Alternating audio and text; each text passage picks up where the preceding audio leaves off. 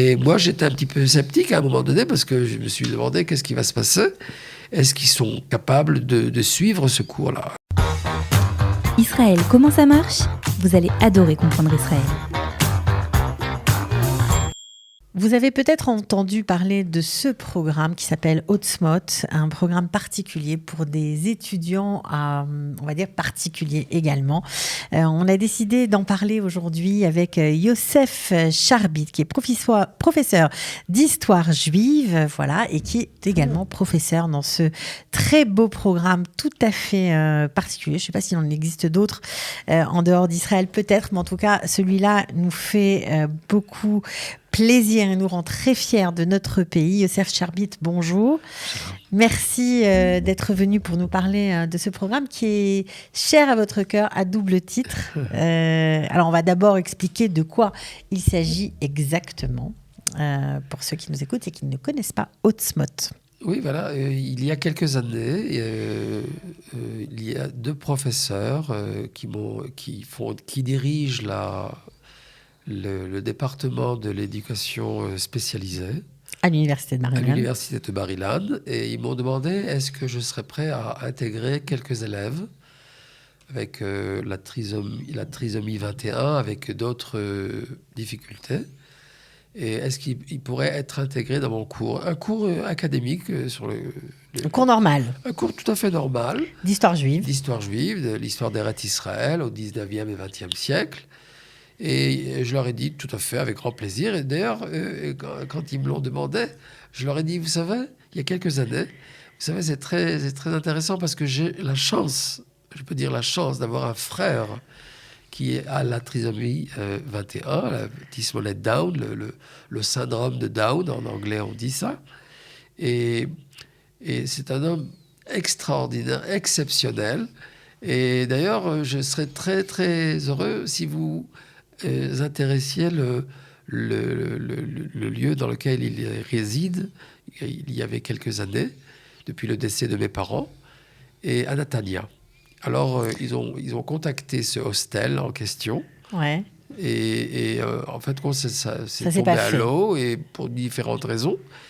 Et le temps a passé. Le temps est passé, et j'ai un petit peu oublié cette chose-là. Tout d'un coup, il m'appelle, il y a quelques mois, pour commencer le programme avec 6 élèves. Parmi les 90 élèves que j'ai dans ce cours-là. Voilà, c'est ça qui est extraordinaire. C'est un cours tout à fait normal. Magistral dans lequel ils participent, ils sont intégrés, ils rentrent. Et moi, j'étais un petit peu sceptique à un moment donné parce que je me suis demandé qu'est-ce qui va se passer. Est-ce qu'ils sont capables de suivre ce cours-là ? Alors, elle m'a dit, la professeure en question, qu'il y aura une madricha, une enseignante qui va les accompagner afin d'approfondir le cours. Alors, justement, comment ça se passe ? Vous donnez d'abord votre cours magistral. C'est ça. Pendant une heure ? 1h30. 1h30, ok. Et ils font partie de ce groupe-là. Et ces 6 élèves-là rentrent avec tous les élèves. Avec les 90 autres élèves. Exactement. Ok. Et ils écoutent. Et au début, j'étais un petit peu sceptique. Et puis tout d'un coup, je les vois participer. Ils ont une intelligence exceptionnelle. Ils posent des questions. Ils sont très intéressés et des questions très valables et des commentaires et des remarques vraiment à un haut niveau. Vous étiez pourtant habitué avec votre frère. Alors, votre frère qui est décédé depuis, bien sûr. Alors, mais ce qui s'est passé, c'est que quand ils m'ont dit, voilà, on voudrait commencer cette année, l'année 2022, alors je lui ai dit, vous savez, c'est incroyable parce qu'il y a 3 mois, c'était quand on a commencé l'année, il y avait 1 mois que mon frère Ronen Avraham, Thierry, qui porte le nom d'ailleurs de Thierry Lafronde, il y a 57 ans, quand il est né à Cannes, c'est le seul Cannois. On est tous Constantinois, on est 8 frères, 4 frères et 4 sœurs, et lui c'est le plus petit. Il est né il y a 57 ans, quand on était déjà arrivé à Cannes. Alors, c'était le seul Cannois, on rigolait souvent sur ça. Et puis voilà on est tous nés à la maison. Il y a notre tante, Zichrono Livracha, Julie Attali, et la sœur de ma mère. Zichroda Livracha, elle nous a mis au monde à la maison et à Constantine et à Cannes. Et voilà que mon père demande à notre famille quel est le prénom que vous voulez donner en français. On a dit tout de suite Thierry Lafronde. Thierry. Thierry comme Thierry Lafronde. Mais en hébreu, il s'appelait Ronen Avraham. Et c'est quelque chose de vraiment très particulier, c'est un nom très spécial. Donc j'imagine que quand la professeure qui dirige ce département vous a de nouveau sollicité, votre frère venait de décéder depuis 1 mois, ça a dû être vraiment hyper émouvant pour vous. Très émouvant, et je leur ai dit, sachez que je vais faire ça en la Ilouï Neshama, dans l'élévation de son âme, ce cours-là. Et effectivement, quand les cours ont commencé, alors la madricha est venue vers moi, elle m'a dit, tu sais, ils ont l'habitude de dire à toute la classe qui sont-ils. Et alors il y avait 2 personnes. À chaque cours, à chaque année, au tout début de l'année, ils expliquent, ils disent à la classe, leur histoire. Ils racontent leur histoire, qui sont-elles, qui sont-ils. Parce qu'en général, ils n'ont pas beaucoup de censure. Ils ont pas de censure, quoi. Oui, mais ils sont très corrects, ils sont très intelligents, vraiment, ils sont à très haut niveau. Et ils ont expliqué comme quoi on est tellement heureux d'être parmi les étudiants normaux, et il y a une sorte de reconnaissance. Oui, c'est fantastique. Franchement, c'est fantastique que ce soit mis en place. Alors justement, l'importance dans ce programme de la Madrecha, parce que, ok, vous donnez votre cours, ok, ils sont intelligents, mais ils ont quand même besoin de revenir, j'imagine, sur certains points. Et cette Madrecha, qui est diplômée, spécialisée en éducation spécialisée, refait le cours avec elle, en fait. Exactement. Elle pose des questions avec eux, et ils approfondissent les thèmes qui ont été abordés, etc. Mais alors, elle les prend en petits groupes, dans la même classe? Après tout seul. Tout seul, les 6. Moi, je ne m'occupe pas de ça. Ouais. Moi, je donne mon cours. Et parfois, ils participent, parfois, ils ont des remarques vraiment très, très intéressantes. Et vraiment, je suis très, très ému à chaque fois que je rencontre cette chose-là. Et comme vous l'avez dit, Cathy, je crois que c'est hors la goïm. Nous sommes la lumière des nations. Je ne pense pas qu'un programme pareil existe en dehors d'Israël. En dehors d'Israël. Bah oui, à l'université, intégrer des gens qui ont des difficultés, des grosses difficultés aussi. Parfois, ça peut ne pas être toujours très évident, mais toute l'infrastructure est mise en place pour les aider. Est-ce qu'ils ont un diplôme? Est-ce qu'ils valident le cours? Comment ça s'organise? Je ne sais pas exactement comment ça se passe. Il faut peut-être demander aux dirigeants de ce programme, de ce projet. Je suppose que oui. Ouais. Parce que vraiment, ils sont vraiment dans le coup. Ils sont Qu'est-ce qu'ils vous posent comme question, par exemple? Des questions et même des remarques parfois. Qu'est-ce qu'il a écrit là? Qu'est-ce que tu as écrit? Dans la présentation, il y a une diapositive où j'ai écrit quelque chose qui n'est pas assez clair. Alors il demande. Et parfois, je ne me rappelle pas, mais il y avait quelques remarques vraiment pertinentes et hyper intéressantes. Et il y avait une fois une remarque qui m'avait beaucoup fait rire, bien sûr. Agréablement surpris, et voilà, c'est des êtres vraiment particuliers. Comment sont les autres étudiants avec eux?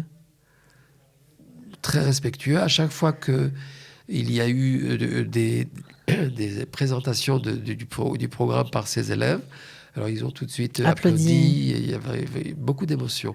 Après, moi, j'ai raconté mon histoire personnelle. Bien sûr. Et je vous dis pas, j'étais très, très ému, j'ai presque pleuré. Mais vraiment, je sentais que c'est une mission, divine, quelque chose qui vraiment faisait partie de la providence, quelque chose de très providentiel. Et je leur ai dit que mon frère est décédé il y a un mois et demi. Et je sens que c'est pas par hasard qu'ils sont venus dans Bien ce cours-là. sûr. Alors justement, pour tous les parents, peut-être ceux qui ont eux aussi dans leur famille des gens ou des enfants avec des problèmes, voilà, ou des besoins spéciaux, comme on dit, on peut écrire à Nissim Shoshana. Alors Le Nissim, docteur 2S. Nissim Shoshana. Voilà, 2S pour Nissim et des S aussi pour Shoshana, @gmail.com, pour voir si, pourquoi pas, l'année prochaine, on peut s'inscrire à ce programme ou peut-être même suivre les cours en auditeur libre. Je pense que ce serait vraiment extraordinaire pour, pour tous ceux qui ont des enfants ou des connaissances qui ont des problèmes spéciaux. Mais il faut quand même comprendre les choses. C'est pas pour tout le monde, mais il y a bien sûr peut-être même des tests ou tout simplement un entretien pour entrer dans ce programme. Et ça vaut le coup d'essayer parce que il est absolument unique, quoi. C'est ça. Je voudrais rendre hommage à deux personnes ou à deux organismes. L'un, c'est le Petit Hebdo. Le Petit Hebdo qui a vu un petit article que j'ai écrit en hébreu dans Arutz Sheva. Il a tout de suite traduit de son propre... Avraham Azoulay s'occupait de traduire tout de suite ce morceau-là, cet article, et il a diffusé dans le Petit Hebdo. Et je voudrais rendre hommage à Kalita, qui a été sensible à ce message. Et on m'a contacté pour parler de cette chose-là. Il faut savoir que le travail qu'ont fait mes parents, c'est quelque chose de vraiment inimaginable parce que eux, ils ont fait partie de la génération des années 60. C'est pas la génération des années 90. Il n'y avait pas d'outils. Vous avez parlé du film, un très beau film qui a été fait dans les années 90 justement sur cette... Et une fois quand... Guy Borchelli. Guy Borchelli, mon frère et mon héros. Ouais. Alors, j'avais parlé sur ce film parce que le metteur en scène est venu au collège d'Ephrata, là où j'enseigne, et il a demandé au début du film, est-ce qu'il y a quelqu'un qui aurait un frère avec la trisomie 21. Alors je lui dis bien sûr, moi j'ai la chance d'avoir ce frère, un frère exceptionnel. Et puis pendant tout le film, j'ai pleuré et puis après quand j'ai parlé. C'est un très beau film. Si vous ne l'avez pas encore vu, on en a beaucoup parlé sur l'antenne, mais vous pouvez le regarder. Alors il m'a demandé mon avis. Alors je lui ai dit sachez. Et d'ailleurs toute la salle a commencé à pleurer avec moi. Sachez que je voudrais rendre hommage à mes parents parce que mon père et ma mère ont fait ça de façon la plus intuitive possible. Ils se sont occupés de lui. Ouais. Ils lui ont donné une assurance extraordinaire.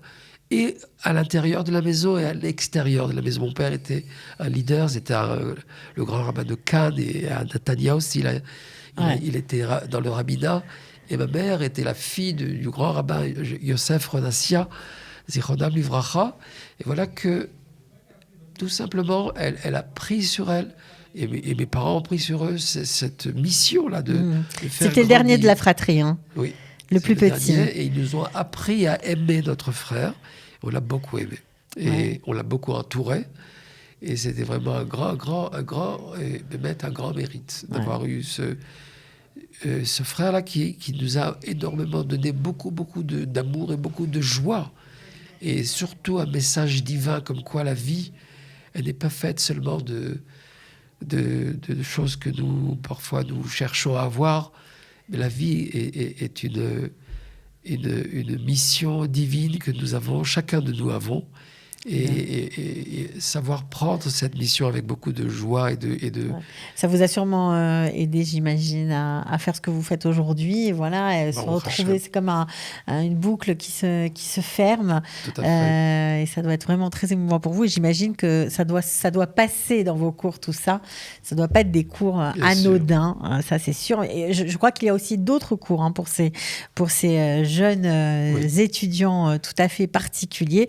En tout cas, nous, on était très contents de vous avoir mis un petit peu à l'honneur, d'avoir parlé aussi de Ronen, Zechono Livracha, et d'avoir parlé de ce programme Otzmot, voilà, qui veut dire force, puissance, courage. Je sais pas, on peut pas traduire vraiment exactement, mais courage de l'âme, puissance. Le courage de l'âme, le courage d'être. courage d'être. Voilà. Donc ça, c'est tout à fait particulier à Israël. C'est pour ça qu'on voulait aussi en parler sur cette antenne. Merci beaucoup, Yosef Sharbit. Voilà. Merci beaucoup à Kalita, à Cathy. De rien, avec grand plaisir. Et puis Shakor. j'espère que vous aurez encore beaucoup de satisfaction dans cet enseignement, voilà, dans ce programme. Merci à bientôt. Beaucoup. Shalom. Israël, comment ça marche ? Vous allez adorer comprendre Israël.